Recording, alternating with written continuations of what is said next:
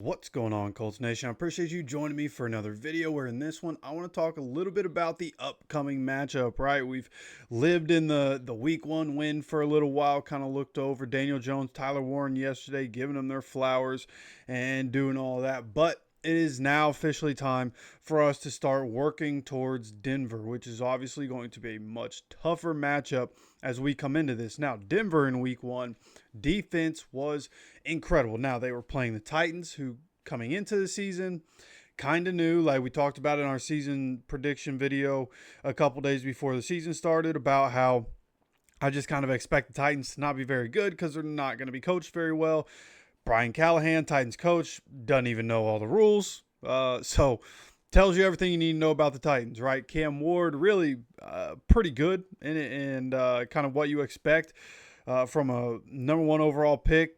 Honestly, I expect him to be a perfectly good pro, but his team let him down. Offensive line not great, and part of that is due to the Broncos. The Broncos and what Vance Joseph cooks up and the personnel that they have over there. They had 6 sacks in that game, and all 6 of those sacks were by different defenders. So 6 different guys getting a sack on Cam Ward in the game. So coming into this, that's going to be a big key to what we're going to see in this matchup. And just looking over all the different charts that have come out, and of course with the Colts scoring on every offensive possession, like the EPA is incredible. On offense, we were the 3rd best in EPA, behind only the Ravens and the Bills, who had the best game of the week. What was that, 41 to 40, I think is what that was.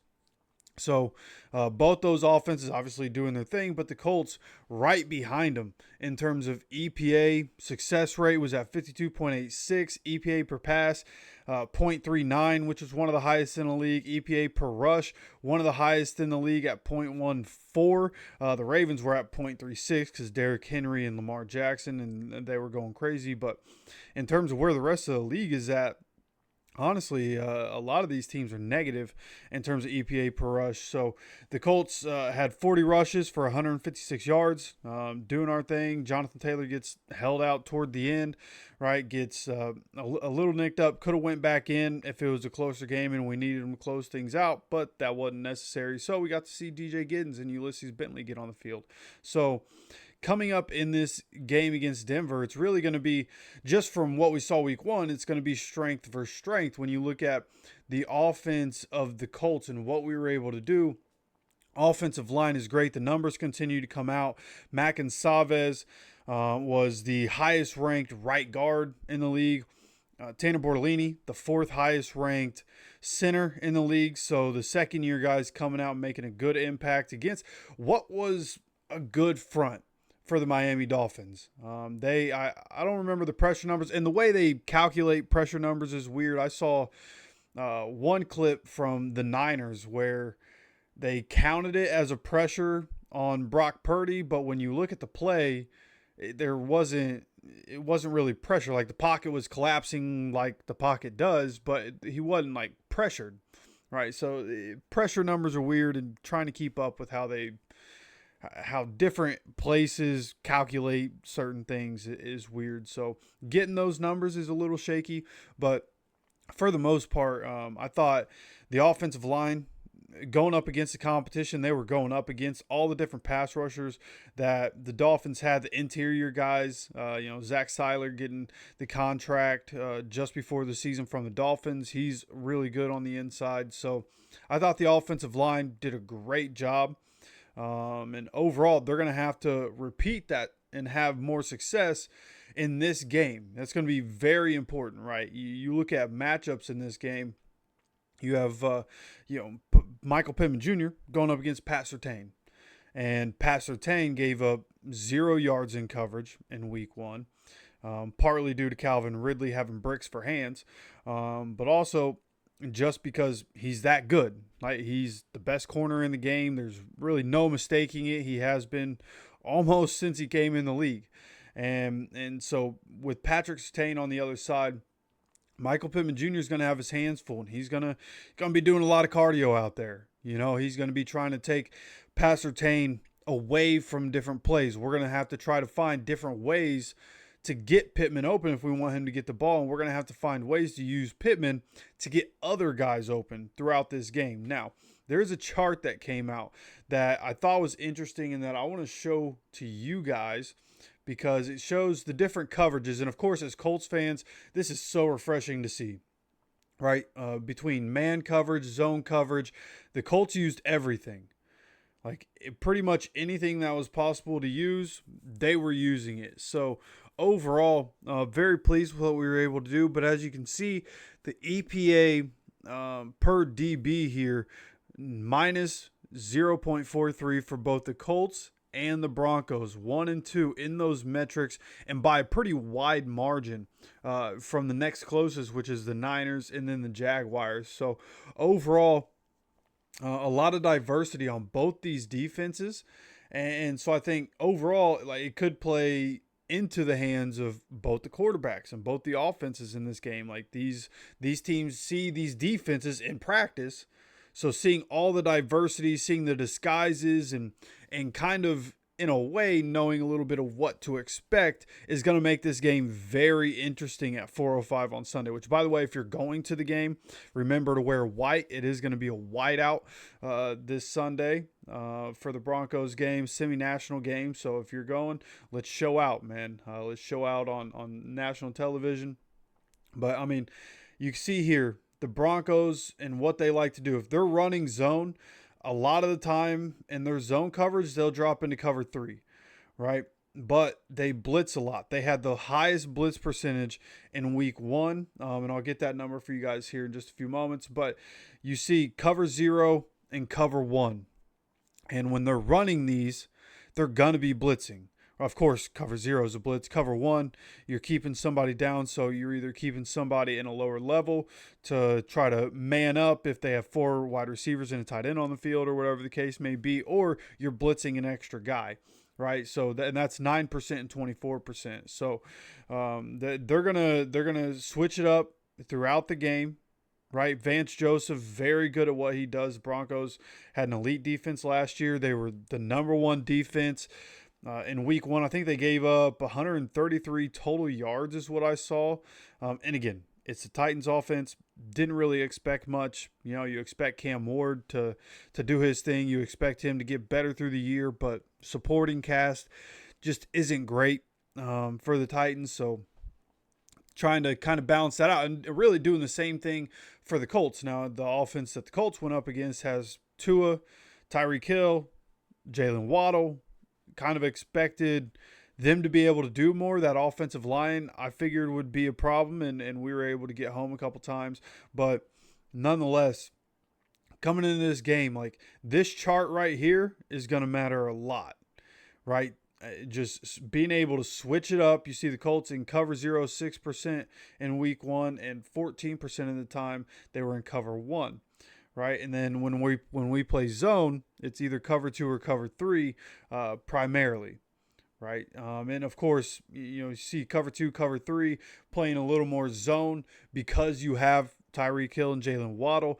The Broncos don't have that, so I expect to see some more man coverage in this one. And actually, as I sit here and say that, I remember Charvarius Ward, good chance he's not playing, so I wouldn't be surprised if we are playing some more zone if Charvarius Ward doesn't go in this game. But if he is somehow able to play by 4:05 on Sunday, then I would expect us to play a little bit more man, but kind of, I guess we should probably prepare to see some more zone looks for the defense. But again, coming into this, the matchup is really going to be our offense against their defense. And what are we going to be able to do? How can we mitigate what they do? How can we continue to have success, right? Going up against this defense, you can't expect to score on every drive. You can't expect that it's always going to look pretty. There's probably going to be some sacks in this game, right? The Broncos applied pressure on 53% of Cam Ward's dropbacks in this game. So overall, and again, our offensive line is better than the Titans' offensive line, so take that for what you will.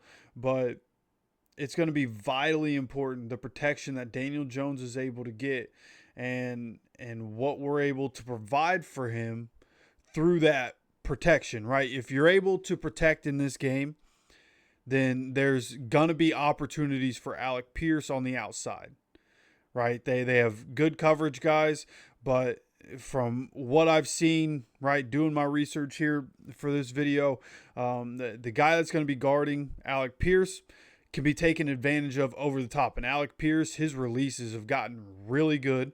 So I would expect, as long as there's just enough time, Daniel Jones can get the ball out, that Alec Pierce in these cover 0 and cover 1 looks, there's a chance that Alec Pierce is going to be hit over top. Now, I would expect the Broncos to have Patrick Surtain one-on-one with Michael Pittman Jr. And for the safety help, even on those cover 1 looks, that safety help's probably going to come over the top of Alec Pierce, which means Josh Downs could be an important matchup coming into this game. He wasn't very involved. 1 catch on 3 targets in the last game, only had 12 yards. But coming into this game, I think Tyler Warren and what he was able to do, they're going to have to pay attention to him. And he can spread the field. He can be effective in the middle of the field, be able to cause missed tackles, be able to break some tackles. And then Josh Downs and what he's going to be able to do. And then, of course, play action. The Colts, I believe we were the 2nd or 3rd highest play action team in the league. I think we're at like 36 or 39% play action. So getting Jonathan Taylor going, which isn't going to be easy against this front. But Jonathan Taylor, you look at last year, this Broncos defense, very similar to last year. Not exactly the same, but very similar to last year. And before the fumble in front of the goal line, right, letting go of the ball in front of the goal line, Jonathan Taylor was doing his thing, right? That was a long rush that he had that should have scored the touchdown, right? So he was having a good game against Denver. So Shane Steichen, seeing this defense last year, I think they can pull some things from that, just like Denver's defense is going to pull some things from there and try to have a better plan for stopping Jonathan Taylor in the rushing attack. But overall, man, I think if you get Jonathan Taylor involved early in this game, it'll help take away the pass rush. It'll help be able to get the play action going. If you can get the play action going, then you get guys looking in the backfield, and it gets guys like Josh Downs, Tyler Warren, and Alec Pierce some extra time, just a little bit extra time to be able to get open, be able to get into their routes, be able to get into their breaks, and to be able to get the ball in their hands. And Daniel Jones, this is a game where Daniel Jones, being a check down merchant, is going to be valuable. With the pass rush that the Broncos have, with as much as they blitz, right, it's going to be important to get the ball out early for Daniel Jones, right? So I think there's going to be plenty of that in this game, and we just have to be able to convert. We have to be able to get the blocks going, right? The different screens that we run, the blocks have to be in place. We have to be able to pick up some yards, be ahead on the chains. We can't be getting into 2nd and long, 3rd and long situations all day against the Broncos, right? So I don't expect the efficiency to be what it was in week 1. I'm not going to be delusional and say, offense is going to come out and dominate, but Daniel Jones made checks at the line in week 1. Like, you can see different times where he was able to take his time because we were getting out of the huddle quick enough. He was able to scan the defense. He was able to look at the defense, make protection calls, make audibles at the line, change some of the plays, change some of the protections, right? That's going to be important to do once again here against the Broncos. Those small things become big things, and those big things win games. So overall, I think this is going to be an incredible matchup. This, between both offenses going up against both defenses, this has an opportunity to be absolute cinema. And I think there are ways that our defense can come into this game and bother Bo Nix and force him into mistakes, just like the Titans defense was able to do in week 1. And that is something we'll definitely talk about. So if you enjoy the content, make sure to hit the like button. Make sure you guys are subscribed with notifications on. Got plenty more content coming leading up into game day. And then, of course, we're going to be live for the game on Sunday. And I hope you guys will come hang out, come join us there. Had a pretty good Sunday this past week, and I hope to have an even better Sunday against the Broncos and hopefully start this year 2-0. That would be massive for what people thought about the Colts coming in and what they could think about the Colts leaving week 2. So again, subscribe, have notifications on, and of course, I appreciate you stopping by for another video. And as always, take care of yourself, take care of each other, and go Colts.